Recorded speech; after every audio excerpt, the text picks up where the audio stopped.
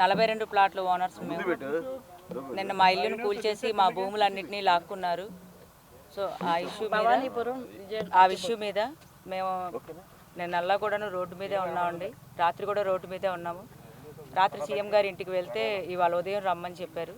So ఇప్పుడు అందుకనే morning ఏమో పోలీస్ స్టేషన్లో లెటర్ పెట్టాము, కంప్లైంట్ ఇచ్చాము. అలాగే ఎమ్మెల్యే గారి దగ్గర కూడా వెళ్ళి అర్జీ పెట్టేసి వచ్చాము. ఇప్పుడు సీఎం గారి ఆఫీస్కి వచ్చాము. సీఎం గారి ఆఫీస్లో సార్ని కలిసి, సీఎం గారిని కలిసి మా బాధలను చెప్పుకొని మా ఇల్లు మాకు కూల్చినందుకు మాకు నష్టపరిహారం ఇప్పిస్తారని. అసలు ఫేక్ సొసైటీ ఇది, దొంగ సొసైటీ, లక్ష్మీరామ కోఆపరేటివ్ సొసైటీ వాళ్ళు ఎందుకు చేశారు? వాళ్ళ దొంగ సొసైటీ వాళ్ళు క్రియేట్ చేసి, దొంగ డాక్యుమెంట్లు క్రియేట్ చేసి మాకు ఇంత నష్టాన్ని చేకూర్చారు. సీఎం గారికి చెప్పుకొని, మా బాధలను చెప్పుకొని, వాళ్ళ ద్వారా మేము ఇంత బాధలు పడ్డందుకు సార్ని కలిసి మేమందరం కూడాను మా విషయం తెలియజేసి మేము వాళ్ళకి అర్జీ ఇద్దామని వచ్చామండి. Bhavanipuram Jojinagar current office road, RTC Subbarao 42 ప్లాట్లు ఇవి. ఇది 1982లో ఒక ఆయనకి అగ్రిమెంట్ చేశారు. అది అగ్రిమెంట్ క్యాన్సిల్ చేసుకొని భూమి అమ్మిన ఆయన మజీద్ గారు మన 2001లో 42 ప్లాట్లుగా విభజించి దీనిని అందరికీ అమ్మారు. చేతులు మారుతూ ఒక్కొక్క ప్లాట్లు అయితే 5-6 చేతులు మారినాయి. మేము లాయర్ని, బ్యాంక్ వాళ్ళని అందరినీ సంప్రదించే దాని మీద లోన్లు తీసుకొని ఇళ్ళు కట్టుకున్నాము. ఈ 2016లో మాకు దీని గురించి మమ్మల్ని ఈపీలో యాడ్ చేసి మనల్ని ఓఎస్లో యాడ్ చేయకుండా వాళ్ళిద్దరూ వాదించుకుంటూ వచ్చి ప్లాట్లు వేసి మమ్మల్ని ఈపీలో యాడ్ చేసి మమ్మల్ని బాధ్యులుగా చేశారు. ఇదేమిటో మాకు నోటీస్ వచ్చిందని ఎలాగా లాయర్ గారు ఆ ముక్క చెప్పారు. ఆ రోజు నుంచి మేము పోరాడుతూనే ఉన్నాము. హైకోర్టులో మా కేసు కొట్టేసిరాక మా లాయర్ మాకు తెలియజేయలేదు. మా లాయర్ అతనికి అమ్ముడు పోయాడో ఏమయ్యాడో తెలియదు. మా పిల్లల్లో కొంచెం మంది మా ప్లాట్లో ఒక అతను చదివేది ఏంటి ఈ కేసు ఇంకా మనకి ఏమి ఇది రాలేదని కేసు నెంబర్ తెలుసుకొని దాన్ని వివరించగా కేసు కొట్టేసి ఉన్నది అని తెలియడమైనది. ఈ కేసు కొట్టేశాక 100 రోజులు దాటితే మనం పై కోర్టుకు కూడా వెళ్ళటానికి ఇది లేకుండా చేయటం కోసం కుట్రపూరితంగా చేశారు దీన్ని. భగవంతుడు మా అందుండి కొంచెం మేము ముందుగా చూసుకున్నాం కాబట్టి మేము సుప్రీంకోర్టుకి వెళ్ళాము. సుప్రీంకోర్టులో పోరాడుతూనే ఉన్నాము. సుప్రీంకోర్టులో పోరాడుతున్నాము. మంగళవారం రోజున మా ప్లాట్లలో మురళీ గారు,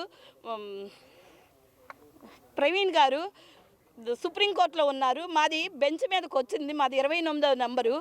అయితే మాకు స్టే వస్తుంది, ఈ ఒక్కరోజు ఆగండి, లేదంటే ఈ గంట ఆగండి. సగం డిమాన్స్ట్రేషన్ చేశాక మాకు అక్కడి నుంచి మాకే ఫేవర్గా వచ్చింది సుప్రీంకోర్టులో. ఆపండి అని అన్న పోలీసు వారు కానీ సుప్రీంకోర్టు అమీనా కానీ మా విచారణ వినకుండా హార్డ్ కాపీ చూపియమ్మా, సాఫ్ట్ కాపీ నేను చదువుకోలేదు, నాకు తెలియదు, అక్కడి నుంచి వీడియో కాల్లో కూడా చూపిస్తుంటే మా పిల్లలు మేము చదువుకోలేదు, మాకు సంబంధం లేదు అని అమీనా ధిక్కరించాడు. అంటే సుప్రీంకోర్టు తీర్పు అంత ధిక్కారమా? నువ్వు చదువుకోకుండానే ఎలా అమీనావయ్యావు? ఒక్కసారి నువ్వు చదువుకుంటేనే కదా నువ్వు అమీనా అయ్యేది. మేమంటే మూర్ఖులం, పేదవాళ్ళం, తెలియని వాళ్ళం, మాకు అండబలం లేదు, అంగబలం లేదు, ఏదీ లేదని కుట్రపూరితంగా దీంట్లో అందరూ మేము సృజనా చౌదరి గారు ఆఫీస్కి వెళ్ళి ఎన్నోసార్లు మేము ఉంచుకున్నాం. ఎలక్షన్ కంటే ముందు మీకు న్యాయం చేస్తాను, నన్ను గెలిపించండి అని. మేమందరం ఓట్లు వేసి మాకు ఈ ప్రభుత్వం కావాలి, చంద్రన్న రావాలి, చంద్రబాబు నాయుడు గారు మాకు న్యాయం చేస్తారు అని మేము గెలిపించుకున్నాం. ఏమి జరిగింది? వాళ్ళ రోజులు మా ఇళ్ళన్నీ కొట్టేసి మేము నేల మీద ఉన్నాం. మేము తినక నీళ్లు పోసుకొని తాగి ఈ రోజున నా వయసు 58 సంవత్సరాలు. మేము తిన్నామో తినలేదో నీళ్లు పోసుకున్నాం, కారం వేసుకొని తాగి పిల్లల్ని వృద్ధిలోకి తెచ్చుకోవాలనుకున్నాం. మా పిల్లలు ఇంకా శాంతం వృద్ధిలోకి కూడా రాలేదు. దాంట్లో కొంతమంది తల్లిదండ్రులు పిల్లలకి కట్నం కింద ఇచ్చారు. ఇవాళ కట్నం కింద ఇచ్చిన అల్లుళ్ళు ఈ కేసు తెలిసాక మాకు వద్దు అని వదిలేసిన వాళ్ళు ఉన్నారు.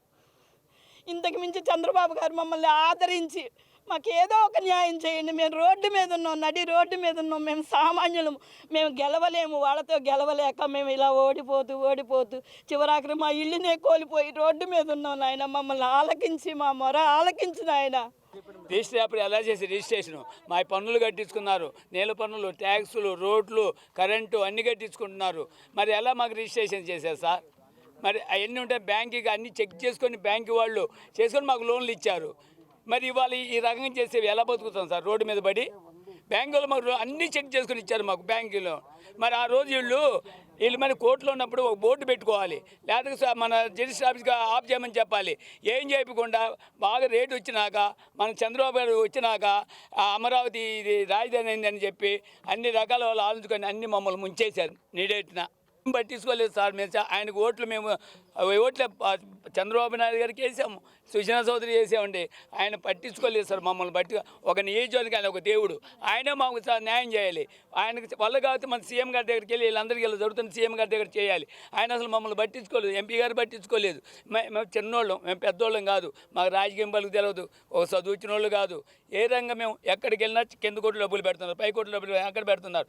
ఒక జడ్జి గారు తీర్పిచ్చేటప్పుడు ఒక జడ్జి గారు ఎలా రిజిస్ట్రేషన్ చేశారు, ఎలా పన్నులు కట్టించుకున్నారు, ఎలా పర్మిషన్ ఇచ్చారు బిల్లుని కట్టుకోవడానికి. మరి ఆ రోజు అక్కడ బోర్డు ఎందుకు పెట్టలేదు? మీరు వాళ్ళని ప్రశ్నించాలి కదా సార్. ఎలా మనం కొట్టేస్తారు మా స్థలాల్ని? వాళ్ళు ప్రశ్నించాలి కదా జడ్జీలు, వాళ్ళ న్యాయమూర్తులు, అందరికీ న్యాయమూర్తులు, వాళ్ళు న్యాయం చేయాలిగా మాకు. Local to global news at your fingertips. మీ చేతిలో ఒక ఆయుధం. డౌన్లోడ్ రా TV app. Media legend Ravi Prakash is back.